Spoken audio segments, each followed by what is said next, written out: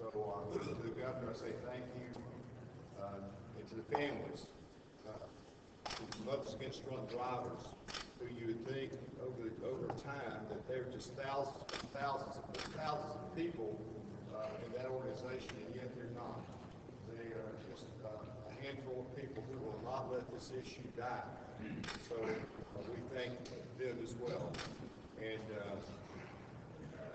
since I'm here representing the General Assembly, I'll make a pledge to you that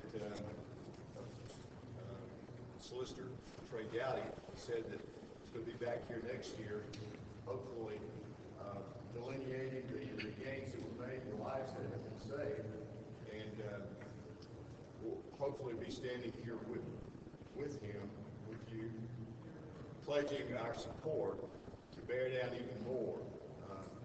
Because it's absolutely inexcusable, as the governor pointed out, to know what the solution to a problem is and not be able to prescribe that solution. It's inexcusable that we're not doing. Again, I thank all of you for your work in this regard, and I believe it's going to pay off. We'll open up for questions in just a moment. But before we do, since we have a number of different families that are victims, I think it is important that everybody remember, if you talk about 500 people a year in South Carolina dying, these are not statistics. This is life and blood. This is somebody's son.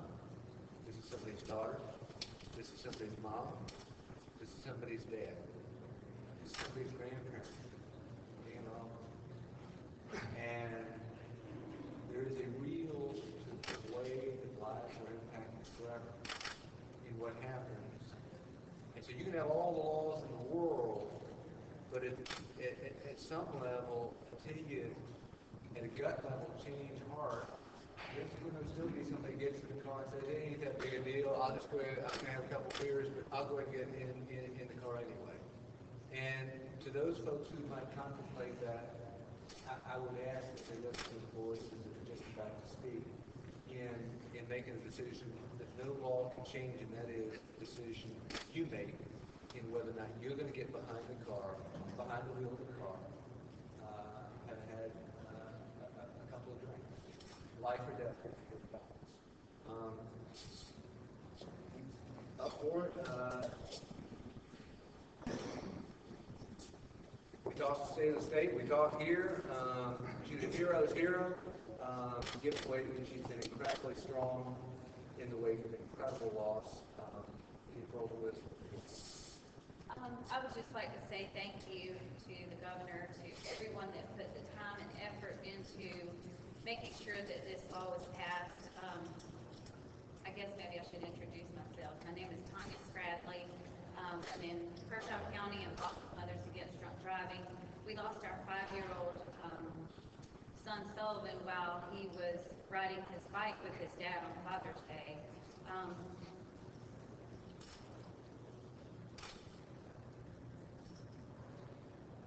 And like has been mentioned,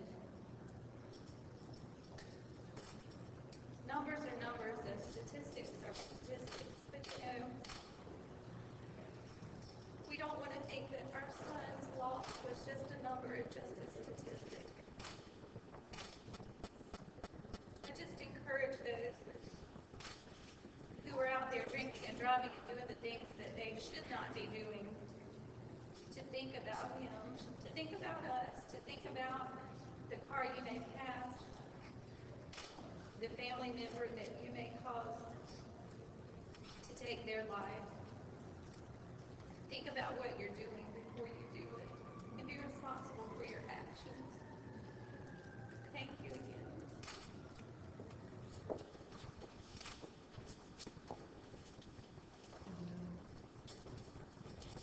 Well, I've been doing this for 19 years. My name's Donna Carter, and I represent Darlington County chapter of Mothers Against Drunk Driving.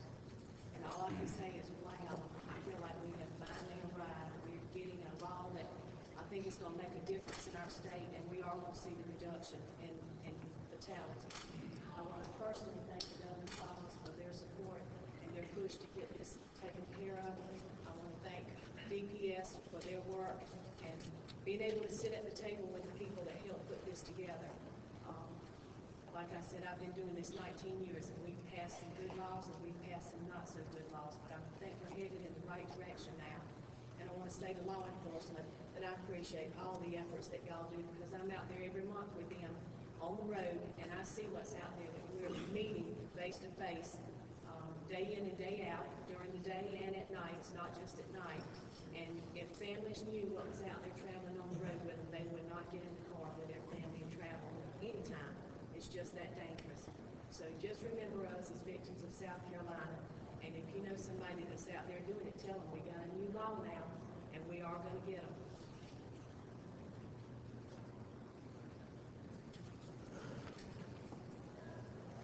My name is Ann Sellers. This is my husband, Eddie. We're in Spartanburg County. We're also mothers against drunk driving. This is a bittersweet moment. 8 years ago, in April, on Easter weekend, our youngest son was killed by a drunk driver. And I can tell you this, that one death is one too many. One too many. And you don't ever want it to happen to you. I'd also like to say that I am so grateful to our governor, to our solicitor, Trey Gowdy, to all of our law enforcement, to all of our legislators who helped fight this possible. It's been a long 8 years, and we're just grateful for it. The future is going to be a lot brighter for everybody. All of you. Thank you. I'd like to say one thing. I really want to say thank you to Governor Sanford, because he's not afraid to stand up and fight. Trey Gowdy's not afraid to stand up and fight. People with the laws, these people out here on these roads, they can enforce the law. If these people down here will give them a chance. Any questions? Thank you all. This law has tougher penalties, more people will be going to jail, ideally, as part of it. We're already facing prison overcrowding, budget cuts. Will we be able to handle more people being in jail? Ideally, more people won't be going to jail. As Trey just suggested, ideally, there's a change in behavior, since this is not happening as frequently as it is right now in South Carolina. You want to address that? Well, with your help, Rob, word will get out tonight that there are increased penalties for recidivism or higher impairment levels. One of the frustrations is that it takes several convictions before you see, I think what you mean is prison as opposed to jail, but you see the South Carolina Department of Corrections. The other thing I would say to it is public safety is the preeminent function of government. And if that means building more prisons, to build it. That's why we contracted with one another to live in what we call a community. It's law and order and public safety. If that means building more prisons, and I don't think it will, but if it does, then build it. Hopefully they'll get the message, and they'll stay at home and call it county. And again, that's your point. I mean, Trey's exactly right. You got to build more prisons, you got to do more of that when you do it. But that is not the objective. The objective is change behavior so that we're not going around South Carolina and killing 500 people a year needlessly as a result of contracting. That's the objective. Anything else? Thank you all. Appreciate it. Thank you much.